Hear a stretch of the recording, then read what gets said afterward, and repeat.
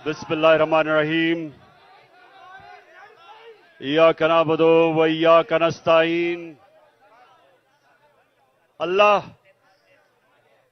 तेरी इबादत करते हैं और सिर्फ तेरे से मदद मांगते हैं।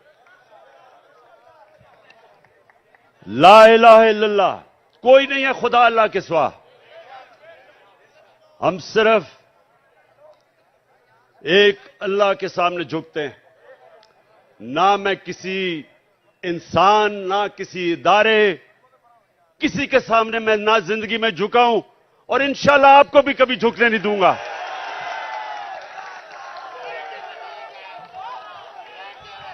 अच्छा, अब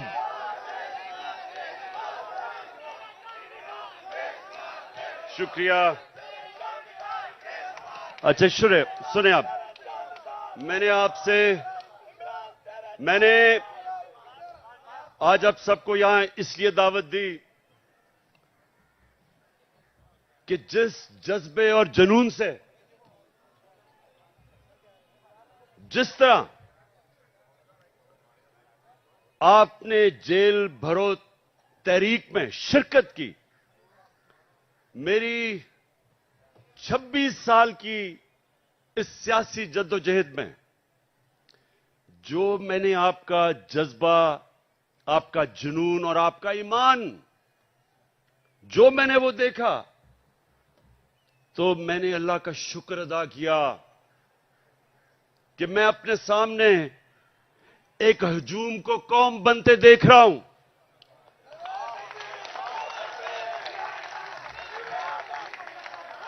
सुने थोड़ा मैं एक मिनट सुन। मैंने आपको यहां मेरी हौसला अफजाई के लिए नहीं बुलाया, मैंने तो आपका शुक्रिया अदा करना था। सुने जरा मेरी बात, सुने एक मिनट, सुने जरा। मैंने आपसे बड़ी अहम बात करनी है कि देखें, ये याद रखें कि जिधर पाकिस्तान को ये चोर और डाकू जिधर ये ले गए हैं, इसका सिर्फ एक कौम मुकाबला कर सकती है। इस वक्त का एक हजूम नहीं मुकाबला कर सकता।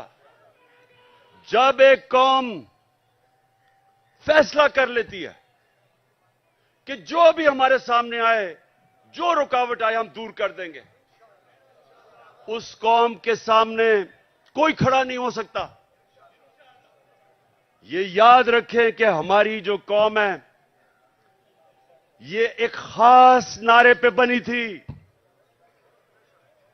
कि पाकिस्तान का मतलब क्या,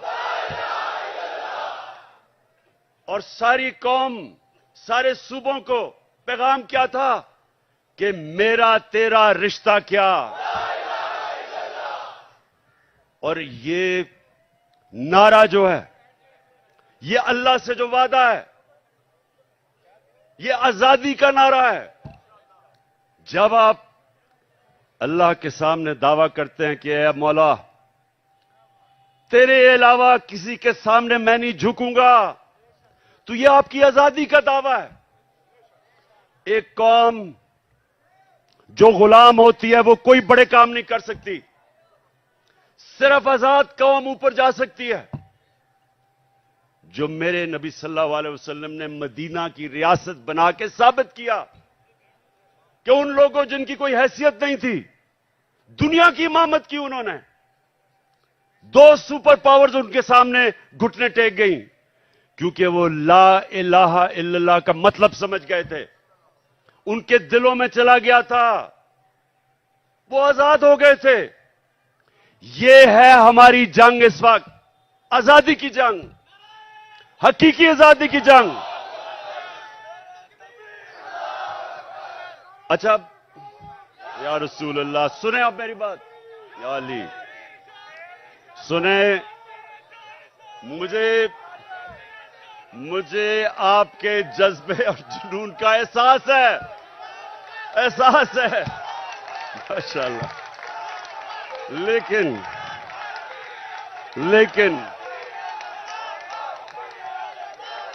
लेकिन सुने जरा, सुने सुने,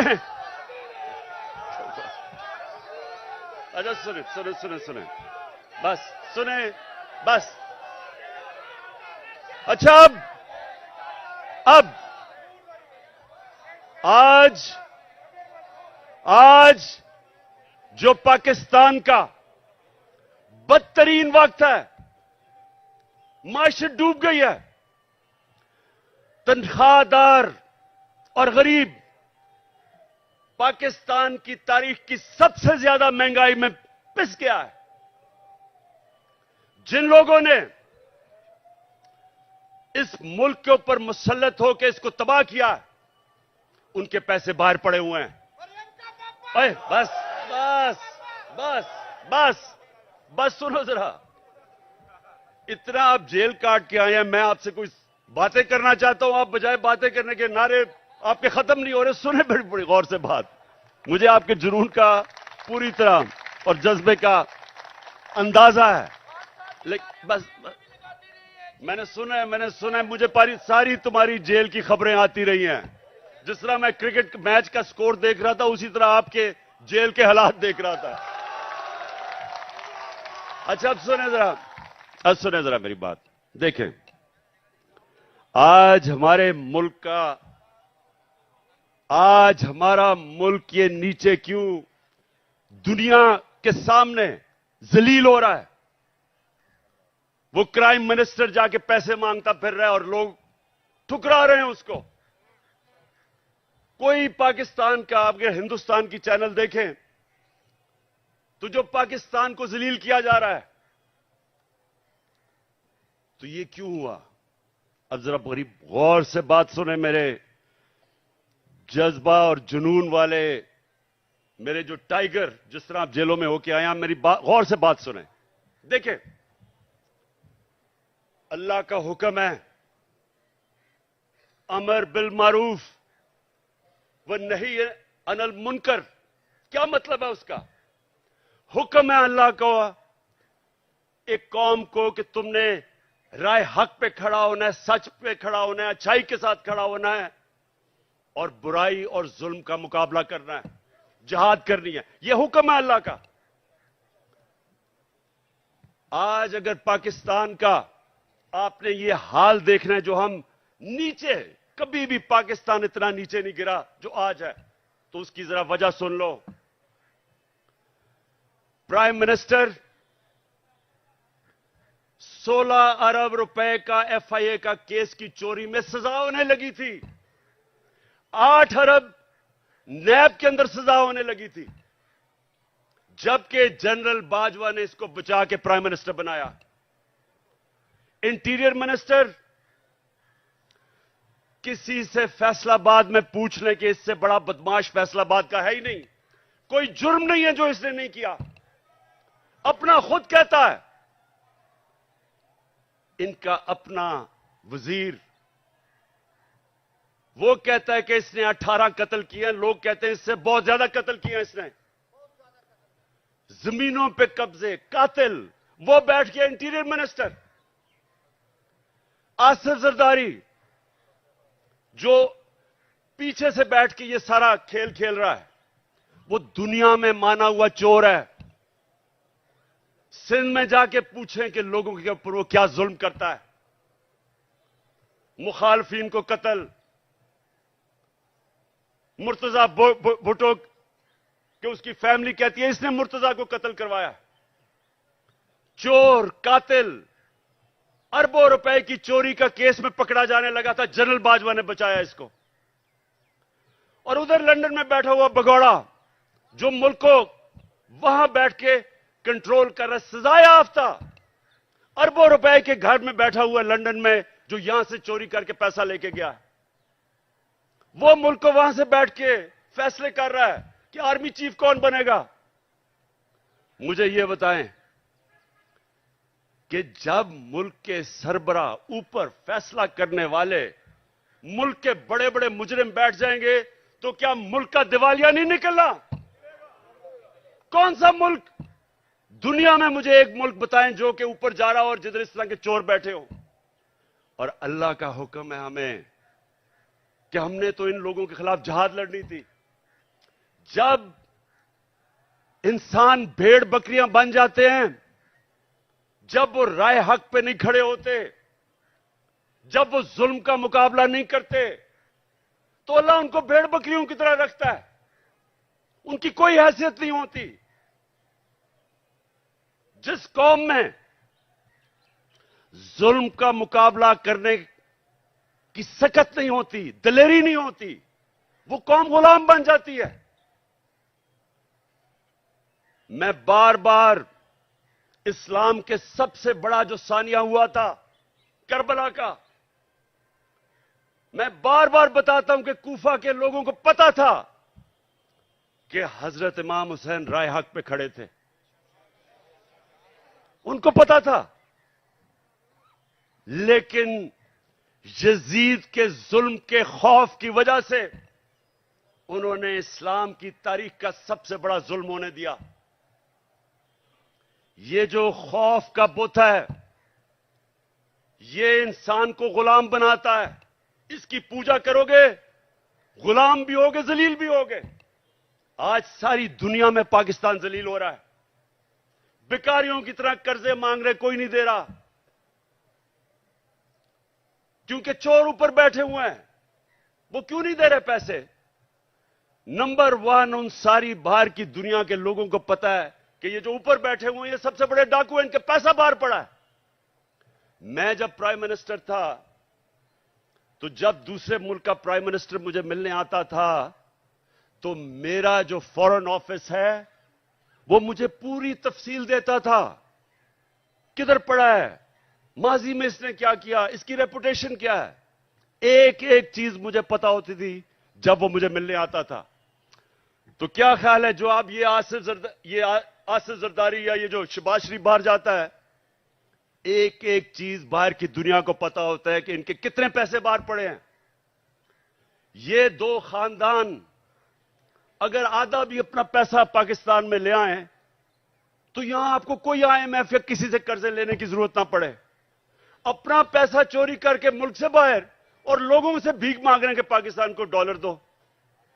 अपने पैसे डॉलरों में बाहर रखे हुए हैं।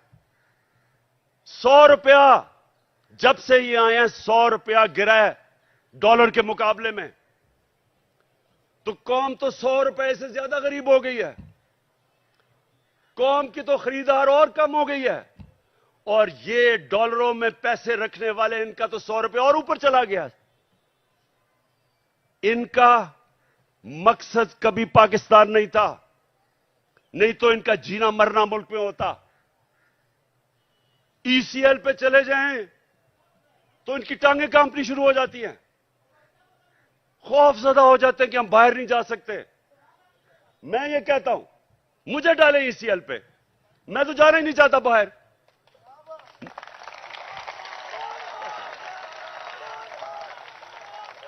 सुने सुने सुने, जब एक मुल्क के ऊपर जराइम पेशा लोग बैठ जाएं और एक मुल्क का आर्मी चीफ साजिश करके उनको ऊपर बिठा दे और फिर कौम को डराए कि अगर आप कुछ करेंगे तो जेलों में डाल देंगे, आपके ऊपर केसेस कर देंगे, खौफ दिलवा के इन चोरों की गुलामी करवाए, और कौम चुप करके ये गुलामी तस्लीम कर ले। वो मौलाना रूमी ने जो कहा था, उनसे पूछा कि कौम कैसे मरती है। मौलाना रूमी से पूछा कि इंसान तो हमें पता है कैसे मरता है, कौम कैसे मरती है। मौलाना रूमी ने कहा, जब एक कौम अच्छे और बुरे की तमीज खत्म करती है, कौम मर जाती है। ये हमारी मौत है। ये सुन लो पाकिस्तानियों, ये मौत है। ये चोर जो ऊपर बैठे हुए हैं आपके सामने, इनके ऊपर जो केसेस हुए हैं, केसेस इमरान खान ने नहीं बनाए। इनके केसेस, इनकी जब हुकूमतें थी 10 साल में, तब के केसेस बने हुए हैं। ये साग डार नून लीग की हुकूमत में बाहर भागा था। नवाज शरीफ के 2 बेटे नून लीग की हुकूमत में बाहर भागे थे। मैंने केसेस नहीं बनाए थे। मरियम जो पकड़ी गई पनामा के अंदर, वो तो इंटरनेशनल इंकशाफ हुआ था, जिधर पता चला कि अरबों रुपए के 4 मेफेयर के लंदन के सबसे अमीर महंगे इलाके में इसके नाम पे निकले, और इसके भाई ने टीवी पे जाके तस्लीम किया कि अल्हम्दुलिल्लाह ये मरियम नवाज के फ्लैट है। आज तक एक रसीद नहीं बता सके कि पैसा किधर से आया है, क्योंकि चोरी का पैसा था। वो फिर रही है जिस तरह के कोई मलका एलिजाबेथ फिर रही है पाकिस्तान में, हर जगह कभी एक तक। और ये सुन देखें, उसको पूरा तरह पुलिस का प्रोटोकॉल, पंजाब की हुकूमत टैक्स के पैसे के ऊपर उसकी मदद, उसके लिए ठहराना चलाना, जलसे करना। और जो साबिक वजीर आजम, एक कातलाना हमला हो चुका है, मुझे पता है कि इन्होंने किया। वो लोग जो आज सारे पावर में बैठे हैं, राना सनाउल्लाह, शहबाज शरीफ और ये जो डर्टी हैरी जिसको मैं कहता हूं, अपनी एजेंसी का आदमी मुझे कत्ल कर रहा है। वो अभी भी इख्तिदार में बैठे हैं और मुझे अदालतों के चक्कर लगा रहे हैं, अदालतों में मुझे चक्कर लगा रहे हैं। जब मैं भी तुम्हारी बात करवाता हूं, अभी करवाता हूं, सुने वहां जाके अदालतों के अंदर कोई सिक्योरिटी नहीं, पता है कि जान को खतरा है। और फिर से ये 3 और इनके साथ 1-2 और भी मुलव्विस है, पता है कि वो मुझे रास्ते से हटाना चाहते हैं, कोई सिक्योरिटी नहीं है। और छोटे छोटे केसेस में कभी किसी अदालत में बुला लें, कभी किसी अदालत में, और इसको जो कि जमानत पे थी उसके लिए पुलिस प्रोटोकॉल हो रहा है। मैं सिर्फ कौम को यह बताना चाहता हूं कि इस निजाम को अगर हम कबूल कर गए, जो ये कोशिश कर रहे हैं डरा के धमका के, जिस तरह हम भेड़ बकरियां के हमें कबूल करवा लें, कोई आपके और आपके बच्चों का इस मुल्क में मुस्तकबिल नहीं है। इसलिए एक ही रास्ता है। हमारी कौम, मैं अपनी सारी कौम को आज कहता हूं कि ये जो जेल भरो तहरीक, ये सिर्फ लोगों के खौफ दूर करने थे कि हमें कोई जेलों से फिक्र नहीं। और मुझे पता है वो बिल्कुल नौजवान ठीक कह रहा है कि जानवरों की तरह इन्होंने हमारे लोगों को रखा। इन्होंने जान के ये साबित करने शुरू के ये और डरेंगे, पीछे हट जाएंगे। जबकि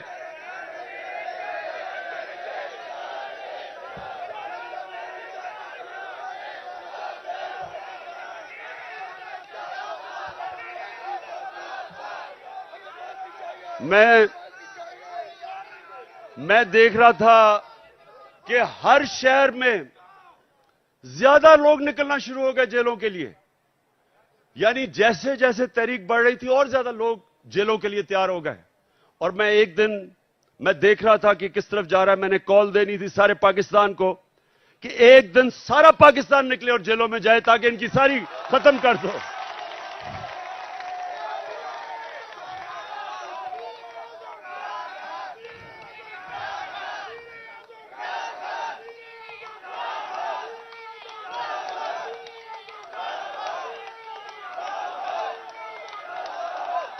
मैं चीफ जस्टिस को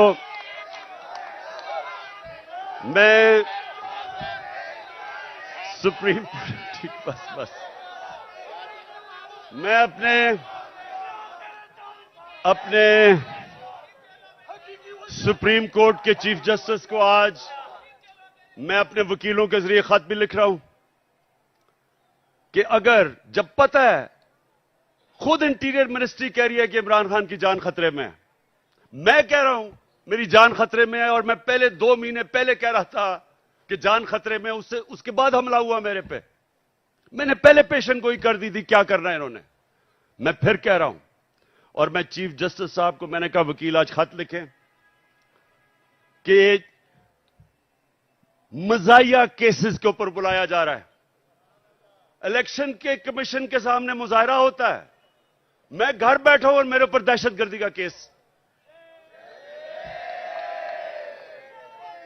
तोशाखाना का केस, मैं तो कहता हूं आज कि जब भी तोशाखाना का केस मेरा सुना जाए, पब्लिक हियरिंग हो, टीवी के ऊपर सारी कौम को पता चले कि वो केस क्या है। कौम को पता चले कि क्या मजाक हो रहा है इस मुल्क से, कि जिन्होंने डाका मारा तोशाखाना के ऊपर जरदारी और नवाज शरीफ ने, उनके केसेस खत्म कर दिए हैं। और जिसने, और इंशाल्लाह ओपन हियरिंग हो, सारी कौम के सामने पता चले तोशाखाना केस क्या है। मैं चैलेंज करता हूं कि सारों के केसेस देखें, और अगर किसी ने कोई भी गैर कानूनी चीज तोशाखाना में ने की, उसका नाम इमरान खान निकलेगा।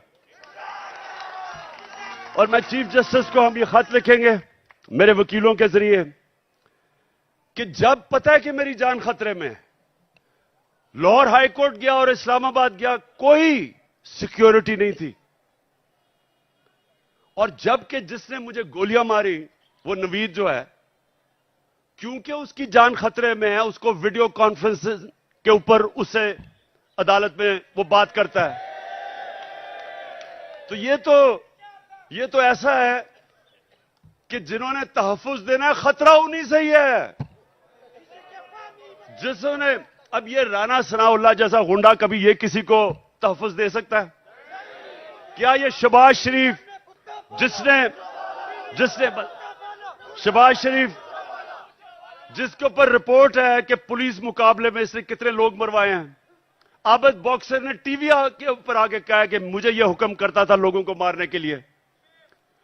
मॉडल टाउन में इन दोनों ने सबके सामने टीवी के ऊपर नहते लोगों के ऊपर गोलियां चला के 14 लोगों को कत्ल किया और 60-70 लोगों को गोलियां लगी। इन लोगों ने तहफ्फुज देना है। और ये जो डर्टी हैरी जिसको मैं कहता हूं, ये अपने इदारे को बदनाम कर रहा है। ये एक ऐसा आदमी है जो साइकोपैथ है, ये नॉर्मल आदमी नहीं है, ये हैवान है। जिस तरह का इसने आजम स्वाति से किया कि उसको नंगा करके जब तशद्दुद कर रहे थे तो रिकॉर्ड कर रहा था और सुन रहा था। ये वो आदमी है, बच्चों को पकड़ के, सोशल मीडिया के बच्चों को जो इससे किया, जो शहबाज गिल से किया है, उल्टा लटका के उससे जो किया है, इन्होंने सोशल मीडिया के लोगों के ऊपर जो जुल्म किया, सहाफियों से किया, जो अरशद शरीफ से किया, अब लोगों को पकड़ पकड़ के वो जो जावेद बेचारा चौकीदार, उसको उठा के ले गए, उसको नंगा किया, उल्टा लटकाया। एक तो ये साइकोपैथ, नंगा करने का इसको बड़ा शौक है, ये नॉर्मल नहीं है, इसका ज़हनी तवाजुन ठीक नहीं है। नंगा करके फिर उसको एक चरपाई के साथ बांधा, कुत्ते की तरह उसको जंजीर बांध के चरपाई के साथ 3 दिन बांधा। कौन करता है अपने लोगों से ऐसे? इदारे को ये बदनाम कर रहा है और ये लोगों ने मेरी हिफाजत करनी है। खतरा ही इन लोगों से है। और इसलिए मैं चीफ जस्टिस को कह रहा हूं कि जब नवाज शरीफ जेल में था तो हमें हुक्म आया, मैं प्राइम मिनिस्टर था, कि अगर इसको जेल में कुछ हुआ तो आप जिम्मेदार हैं, हम जिम्मेदार हैं। तो मुझे तो खतरा ही उन लोगों से है। और मुझे कभी उधर जा रहा हूं, कभी किसी अदालत में, तो मैं आज चीफ जस्टिस साहब को इसके ऊपर लिखूंगा कि कौन जिम्मेदार है कि जब बार बार मुझे ये जाली केसेस पे बुला रहे हैं। और जब भी मेरा केस हो, और मैं चाहता हूं कि सारी कौम के सामने आए कि इमरान खान के ऊपर कौन से केसेस है, ताकि पता तो चले कि ये डाकुओं के अरबों रुपए के केसेस, हर किस्म का जुर्म किया है, वो माफ हो रहे हैं। और 74 केसेस मेरे ऊपर बना चुके हैं अब तक, और मेरे लोगों के ऊपर, हर के ऊपर, आजम स्वाति के ऊपर 30 केस, शहबाज गिल एक केस खत्म होता दूसरा केस। क्या जुर्म है इनका? क्या ये आजम स्वाति का जुर्म था कि उसने कहा कि NRO 2 जनरल बाजवा ने दिया इस पे किसी को कोई शक है? किसी को शक है?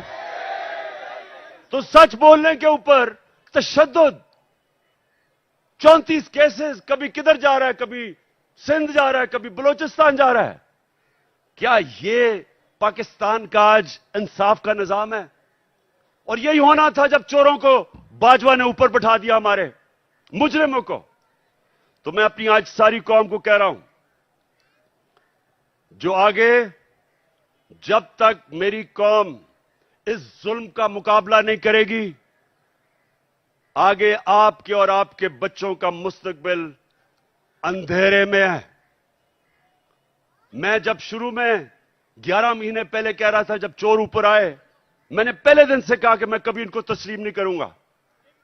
मैंने तब कहा था, मैं आज भी कह रहा हूं कि अगर मेरी कौम इनके खिलाफ ना खड़ी हुई, अगर हमने इनके सामने ना खड़े हुए, कोई मुस्तकबिल नहीं है इस मुल्क का। 8 लाख सबसे पढ़े लिखे लोग, प्रोफेशनल्स, पिछले चंद महीने में मुल्क छोड़ के चले गए हैं। कौम मुल्क से मायूस हो गए हैं, उम्मीद खत्म हो गई है। और क्यों ना हो, किसी मुल्क के ऊपर इन मुजरिमों को बिठा दो। मैं चैलेंज करता हूं, इन मुजरिमों को कल बरतानिया के ऊपर बिठा दो, उसका दिवालिया निकाल देंगे।